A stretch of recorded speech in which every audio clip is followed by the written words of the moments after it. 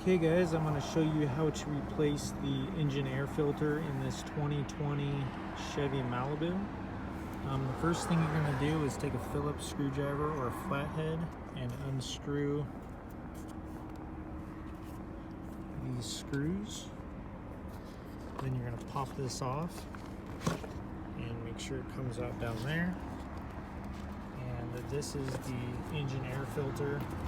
You can take a look at it, clean it if you want, or replace it. And then just put it back like that. And then when you're putting it back in, just make sure that these two pieces go in like that. And then obviously screw all these back in. The good thing about these is when you unscrew them, they won't actually come all the way out. There's a limit to how far they'll go, so you're not going to have to worry about them falling off. But yeah, that's how you do it.